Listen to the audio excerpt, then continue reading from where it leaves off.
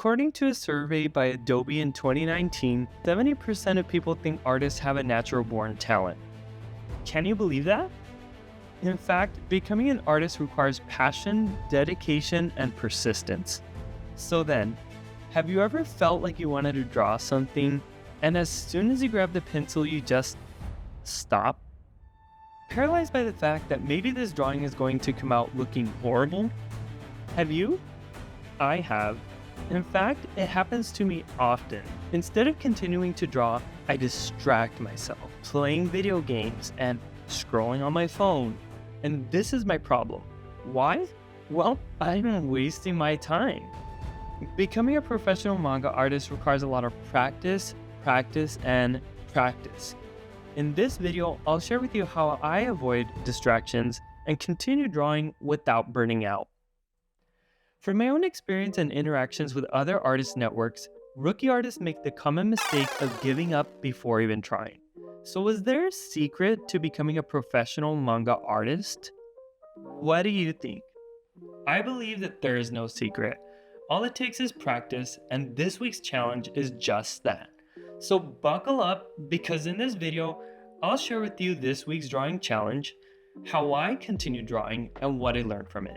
As someone who wishes they had someone to inspire me to draw when they were younger, I hope this inspires you to draw too. Alright, let's begin. For fans and followers who've been following my journey thus far, this is my final week of style design studies. For new followers, welcome to the channel and my journey of becoming a professional manga artist. The challenge for this week is to draw 5 unique characters, but that is not enough. I know, I'm an overachiever. To make sure I learn something, I have to create rules. My own rules are that each character must be different in some way, meaning they need to be different in height, weight, and so on. And they all must have a different pose by this couch I drew here for the backdrop. Before we begin, I wanted to share with you that I made a new mistake. So I put the light way too close to the paper, and now you can't see what I'm drawing. And I didn't realize this until after I drew this, so I'm just gonna go ahead and fast forward this for you so you don't have to suffer, and then we'll get into this week's drawing challenge.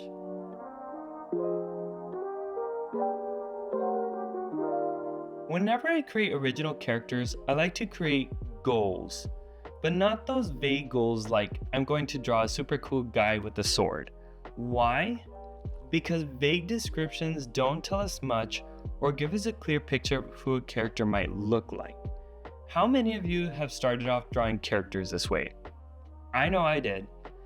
Let me show you how to create better descriptions.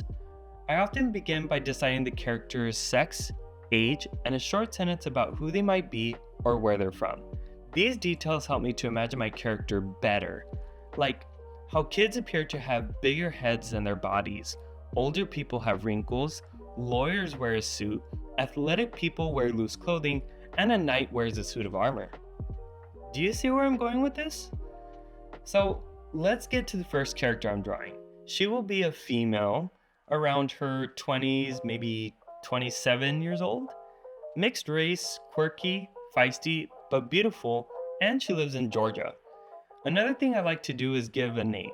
Her name will be Alina. Now my imagination of her is that she likes to stand out from the crowd and wear stylish clothing. So because of that, I drew an outfit that had a skirt, knee-high boots, and a belt over her waistline. Yet, after giving it some thought, it appeared to me that it may be a bit too provocative. So instead, I added a long sleeve coat which will balance that out. Then, adding in a little fishnet stocking may not be a bad idea. When it comes to her face, I'm not sure how to go about it. I'm afraid how her face is going to look. That's when I realize I'm in noob mode. Before, this is where I drop the pencil and tell myself I'd come back to it later. Then, go on to look at my phone or allow myself to be distracted. That's the mistake. To correct that, I decided to focus on something else, such as drawing the rest of these 3 characters, as I do have a general idea of their poses. I'd like to have the option to change them later, so I'll sketch them lightly, that way I can erase them if necessary.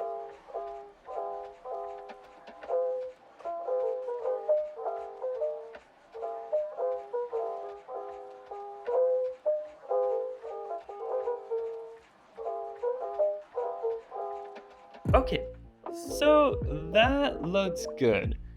I have a great idea for the big guy in the back. Let's go ahead and sketch him in now.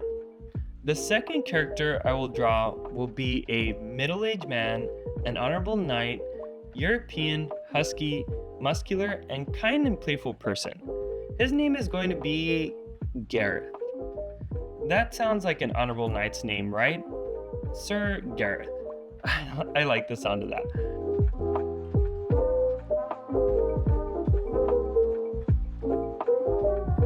Some characters may be easier to draw than others. With Gareth, I know I wanted to draw a knight, so this is easy for me. Except for this helmet. I wanted to look like Dollar Store Batman, but that's an easy fix. Alright, so Gareth is done. What do y'all think of Gareth? Do you like the Dollar Store Batman helmet, or do you prefer his final version of him? Also, don't forget to like this video and subscribe. It helps my video to be shared with other people, and it tells me how well I did. I'm doing good so far, right? At this point, I'm feeling confident enough to return to Alina's face. Originally, I drew an afro as her hair, and I'm just not liking it. So I'm going to draw wavy hair with bangs instead.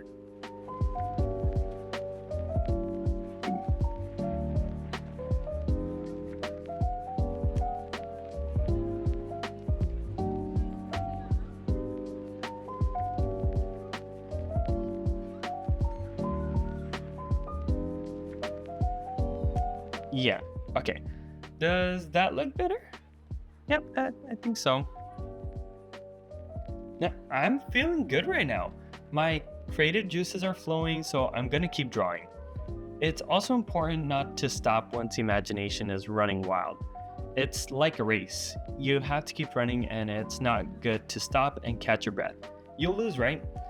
If I put my pencil down now and come back, let's say in an hour or longer, I might miss out on some good ideas, or I may forget some of the images I had in my head that could have helped with my drawing. That's when my persistence needs to kick in. Alright, let's continue. The next little guy, Ernest, is a boy who never ages and is immortal. He's about 1,000 years old, but trapped in a boy's body, and he goes to a rich private school. He's like Selim from Fullmetal Alchemist.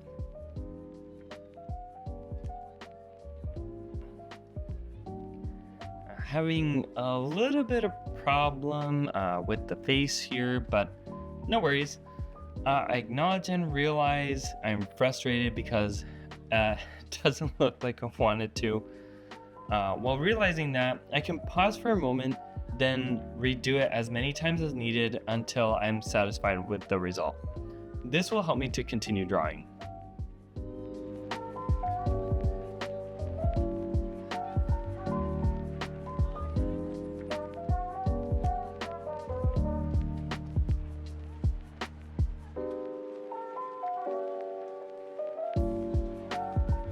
Three out of 5 down, 2 more to go. Moxie. Yes, I named her first. She is a city girl or woman. She's in her 40s from some big city, carefree attitude. And I'm going to draw some sweatpants on her and add in a sweater. That shows she doesn't care about what she wears, right? And here I am again having the same issue with her face. I'm not liking it. See, this is where I'm starting to lose my motivation again. I'll revisit Moxie in a second, but you can see the pattern I'm creating here. When I'm motivated, I draw. When I'm unmotivated, I still draw. But I focus on drawing something else. It makes me feel better in the long run, instead of dreading to come back to my work later on. For now, I'll introduce the last character, Sylvan. So, Sylvan is an antisocial person. He is around 30 years old, his occupation is an assassin, he's a little taller than Alina, and he has this rock star vibe to him. So with that, he has to have long hair and a trench coat. So here's a recurring issue, the face of course. Do you know what would be helpful and would save me time? A character turnaround. I made a video about that previously if you'd like to click the link after this video. For someone new to the channel, it's a reference sheet that manga artists create to cut time in half. But let me continue adding details to Sylvan here. Okay, this is not coming out the way I want, so let me go back to Moxie for a second. What I can do here is go ahead and draw her legs and just maybe perfect the guidelines a little bit more. Let's do her feet too. And let's do her pants and just redo her face a little bit. Not totally convinced, we'll see. I may just come back to her. The last tip I'd like to provide here is when the drawing is not good at all, just start over. I don't like my drawing of Sylvan, looks horrible to me. Starting from scratch will help me to have new ideas for him. See, I could have given up on this drawing at the early part of this process, but I don't think it's a bad picture. So I'm going to try and do my best here and just finish up Sylvan and Moxie.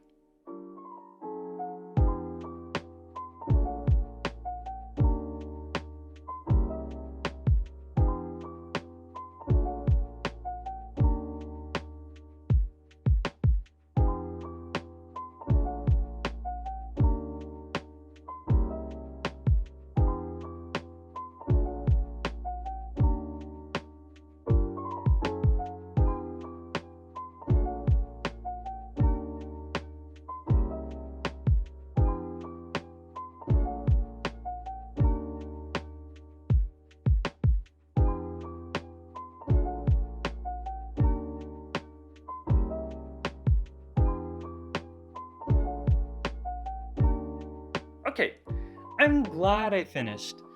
There's always room for improvement, but if we give up easily or we don't continue drawing, we'll never grow. Let me tell you something. It took mangakas years to get to where they are. For example, Kentaro Miura and Ichiro Oda both began drawing since childhood. It wasn't until their 20s that they were able to create their manga. If they would have given up then, we never would have seen their amazing stories. So it's important to stay positive, never quit, and keep on practicing. As I mentioned in the beginning of the video, there are no secrets, and you don't need to be born with talent to be a professional manga artist. We just need passion, dedication, and persistence. And don't forget practice, practice, and practice. I hope you enjoyed the video. On the next episode, I'll be starting my coloring studies and coloring a magical griffin. It came out awesome, so don't miss it. Also, please hit that like button to support a noob artist like me and smash subscribe to see more. Until then, noobs and newbies, I'll see you all on the next one.